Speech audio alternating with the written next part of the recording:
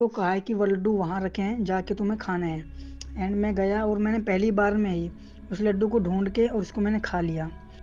क्योंकि मैं खाना वाना कुछ भी नहीं खाता था, तो फिर उन्होंने एक तांत्रिक से जो हमारी फैमिली से थोड़ी जान पहचान। दोस्तों, आप सभी का स्वागत है अक्षय वशिष्ठ चैनल पर। इस चैनल पर मैं अक्षय वशिष्ठ आपको ऐसे पैरानॉर्मल एक्टिविटीज़ और इंसिडेंट्स के बारे में बताता हूँ जो हमारे फॉलोअर और हमारे सब्सक्राइबर हमारे साथ शेयर करते हैं। इंस्टाग्राम आईडी, जीमेल आईडी और अब हमने एक नया व्हाट्सअप नंबर अपना जो है अटैच कर दिया है इंस्टाग्राम के बायो में।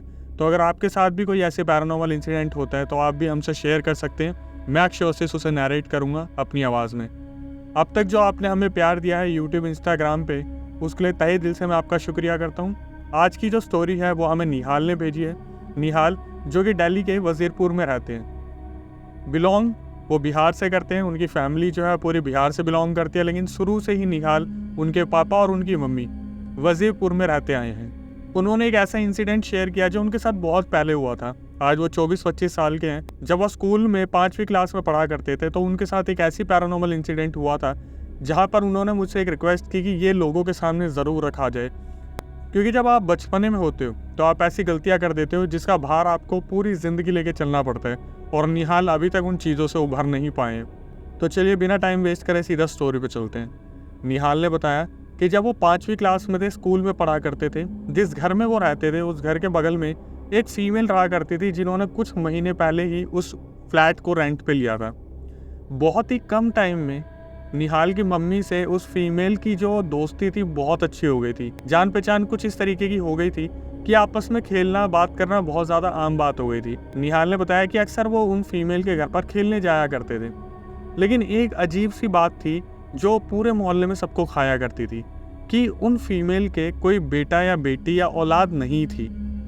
और वो बहुत कोशिश करती थी कि उनको बच्चा हो जाए, लेकिन बच्चा नहीं हुआ करता था। वो कंसीव नहीं कर पाती थी और काफ़ी डॉक्टर से वो कंसल्ट भी कर रही थी। निहाल की मम्मी उन्हें अलग अलग तरीके से सहानुभूति दिया करती थी कि टाइम रहते सब ठीक हो जाएगा, भगवान पर ध्यान दो, सब अच्छा सोचो। निहाल ने बताया कि अक्षय भाई, जब मैं छोटा था तो मुझे मीठा बहुत ज़्यादा पसंद था, और इसी मीठे की वजह से मेरी मम्मी जो जितने भी घर में स्वीट्स होती थी उन्हें छुपा के रखा करती थी। एक दिन क्या हुआ, वो जो फीमेल थी जो साइड वाले घर में रहती थी, वो मेरी मम्मी को कुछ स्वीट्स दे के गई, कुछ लड्डू वगैरह दिए। तो मेरी मम्मी ने उन्हें छुपा के रख दिया, क्योंकि मैं जब भी कुछ मीठा देखता था मैं सारा ख़त्म कर देता था। निहाल ने बताया कि मैं स्कूल से वापस पहुंचा अक्षय भाई घर पे, और 2 सेकंड के लिए मुझे ऐसा लगा जैसे किसी ने मेरे कानों में कहा कि देखो, उस वाली जगह पर तुम्हारी मम्मी ने लड्डू छुपा कर रखे हैं। और निहाल क्योंकि 5वीं क्लास में था, बहुत ज़्यादा दिमाग नहीं था, निहाल वहाँ पर गया और उसने एक बारी में वहाँ से लड्डू निकाले और उसने सारे के सारे लड्डू ख़त्म कर दिए। उनकी मम्मी को जब ये चीज़ पता चली तो उन्होंने निहाल को कुछ कहा नहीं, लेकिन बस उनके दिमाग में एक क्वेश्चन था कि निहाल को पता कैसे चला कि लड्डू कहाँ पर रखे हुए हैं। बट ये वक्त भी टल गया और ये बातें भी पीछे रह गई। कुछ टाइम बाद वो जो साइड में फीमेल रहा करती थी, उन्होंने वहाँ से रेंट पे घर छोड़ दिया और वो वहाँ से चली गई। उन्होंने किसी को भी नहीं बताया कि वो कहाँ जाने वाली है। और कुछ टाइम बाद, 3 से 4 दिन बाद, निहाल की जो तबीयत थी वो बहुत ज़्यादा ख़राब रहने लगी। निहाल ने बताया कि आज उनके पापा उन्हें बताते हैं कि निहाल 5 दिन तक अपने बेड पे पड़ा रहा। ना तो वो वॉशरूम करने के लिए गया, ना ही वो किसी से बात करता था, और किसी से कोई खेलना कूदना नहीं, किसी से कोई बातचीत नहीं। निहाल बस अपने बेड पे पड़े रहते थे। निहाल ने बताया कि अक्षय भाई, मुझे बस इतना याद है, कुछ धुंधली तस्वीरें, कि जैसे हर वक्त मुझे ऐसा लगता था किसी ने मेरे हाथ पर बांध के रखे हुए हैं। 5 दिन तक निहाल ने ना तो कुछ खाया, हल्का फुल्का बस उठता और वो एक ही चीज़ की डिमांड करता कि मुझे खीर खानी है, और वो भी वो खीर जो उनकी जो पड़ोसन थी, जो फीमेल थी, वो पूरा एक डब्बा भर के उनको, उनकी मम्मी को चावल दे के गई थी, उन्हीं चावल की उसे खीर खानी है। निहाल के मुंह पे ही हमेशा जिद रहा करती थी कि मेरे को उसी चावल की खीर खानी है जो आंटी ने दी थी। और ये सुनने के बाद उसकी मम्मी दंग रह जाती थी कि इसी चावल की खीर क्यों खाते हैं। 5 दिन बाद फाइनली निहाल ने रात को उठकर अप्रोक्सीमेटली 1 से 2 के बीच में अपने पापा को बोला कि पापा, मुझे वॉशरूम जाना है। और उसके पापा बहुत ज़्यादा खुश हो गए उसकी इस हालत को देख के, क्योंकि 5 दिन से वो किसी से कुछ बात नहीं कर रहा था, किसी को कुछ बोल नहीं रहा था। तो उसके पापा ने बोला, हाँ बेटा चल, मैं तेरे को वॉशरूम तक लेके चलता हूँ। तो निहाल ने बोला कि मुझे घर वाले वॉशरूम में नहीं जाना, मुझे, मेरा दम घुट रहा है, मुझे बाहर लेके चलो, कहीं बाहर मुझे अच्छे से थोड़ा खुली हवा में मेरे को टॉयलेट करने। उसके पापा इस चीज़ को मना नहीं कर पाए क्योंकि वो 5 दिन से उसकी हालत देख रहे थे, जैसे उसके ऊपर पता नहीं कौन सी आत्मा आ गई है, भूत प्रेत का साया आ गया है। लेकिन उसके पापा इस चीज़ पे बहुत ज़्यादा भरोसा नहीं करते थे, तो उन्होंने उन 5 दिनों में कभी ऐसा इलाज करवाने की नहीं सोची। तो फाइनली उसके पापा ने बोला ठीक है बेटा चल हम बाहर चलते हैं, और कुछ खेतों की तरफ वो गए और एक पेड़ के नीचे उसके पापा ने बोला जा बेटा वहाँ टॉयलेट कर ले, मैं यहीं पे ही हूँ। तो वह अप्रॉक्सीमेटली 25 कदम की दूरी पे जो थे खड़े थे और निहाल जो है वहाँ पर टॉयलेट कर रहा था। तभी निहाल ने देखा कि एक औरत जिसका मुंह जला हुआ था, जिसकी पूरी बॉडी टूटी फूटी थी, वो हाथ पैर पर रेंग कर निहाल के पास आ रही थी और निहाल के कानों में एक आवाज़ आई कि उनके साथ चले जाओ। और निहाल ने बोला अक्षय भाई आप बिलीव नहीं करोगे, जैसे मैं लड्डू खाने के लिए कन्विंस हो गया था वैसे ही मैं उस फीमेल की ओर चलने लगा। मुझे डर नहीं लग रहा था, मुझे बस इतना दिमाग में आ रहा था कि मुझे इस फीमेल के साथ जाना है।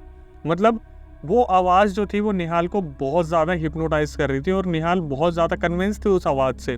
उनके पापा अपना मुंह मोड़ के खेत की तरफ देख रहे थे और उन्हें पता भी नहीं था पीछे क्या चल रहा है। जब निहाल एकदम से खड़े होकर चलना शुरू करते हैं तब कोई आदमी आता है, कोई मेल पर्सनालिटी आती है और निहाल को एकदम से वो अपने हाथों में उठाती है और निहाल वहीं पे 2 सेकंड के लिए बेहोश हो जाते हैं। और निहाल को बस इतना याद है कि जब उनकी आंख खुली तो वो अपने पापा के बगल में खड़े हुए थे। कुछ ही सेकंड्स में निहाल के पापा तक निहाल जो थे वो अपने आप पहुंच गए थे। तो निहाल के पापा भी एकदम से पीछे पलट के देखते बोलते कि तुम इतनी जल्दी मेरे पास कैसे आ गए, अभी तुम्हारे पलट के देखा था तुम पेड़ के पास थे। तो निहाल ने बोला पापा मैंने टॉयलेट कर लिया, अब हम घर चलते हैं। वो वापस घर की ओर आ जाते हैं।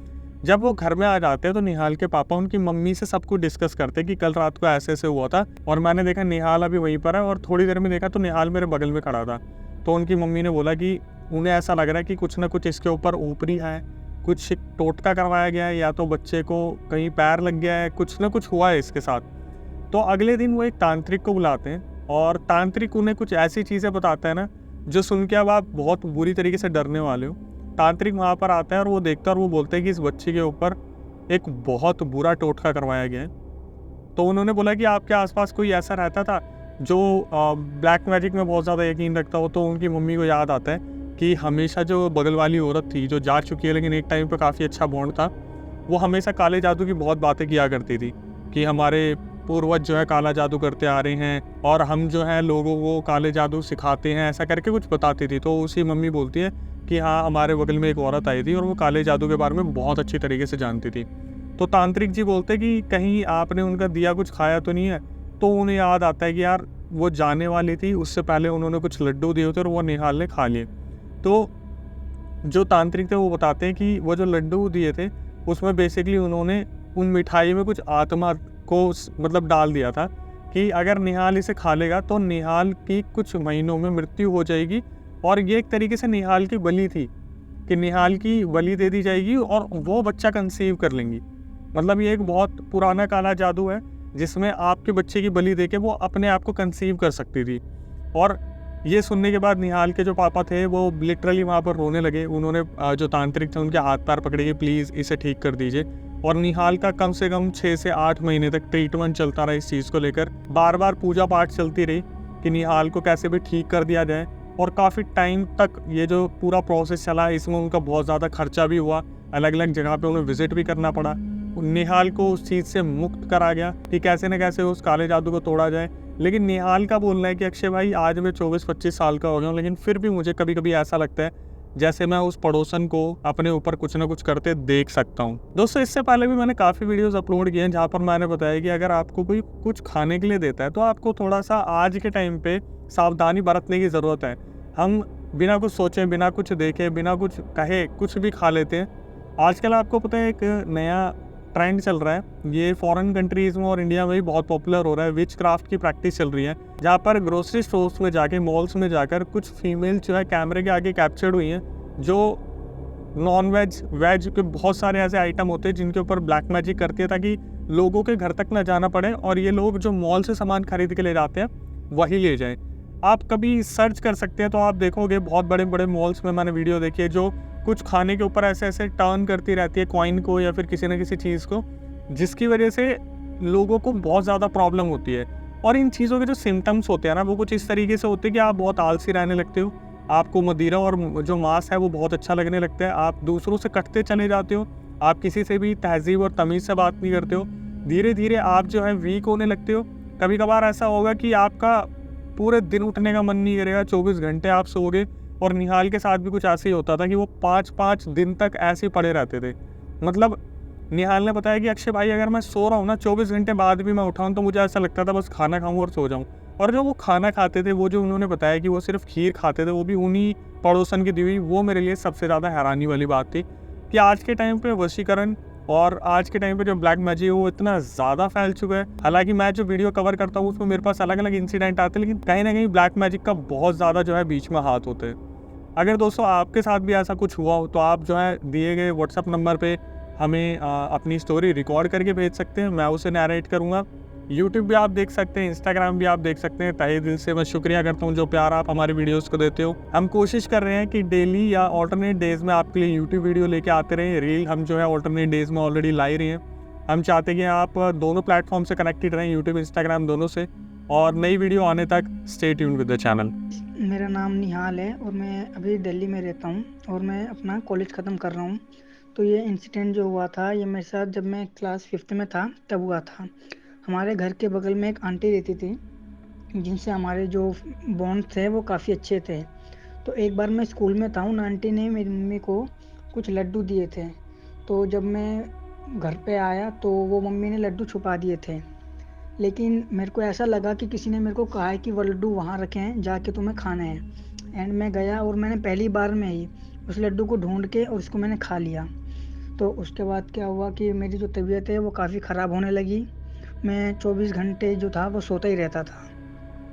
तो 6-7 दिन जब ऐसा हुआ तो मेरे फैमिली वालों को थोड़ा लगा, क्योंकि मैं खाना वाना कुछ भी नहीं खाता था। तो फिर उन्होंने एक तांत्रिक से जो हमारी फैमिली से थोड़ी जान पहचान थी उनको बुलाया। तो उन्होंने कहा कि हाँ, लड्डू के साथ कुछ आ गया है, गलत जो आत्माएं होती हैं वो हमारे लड्डू के साथ आ गई हैं।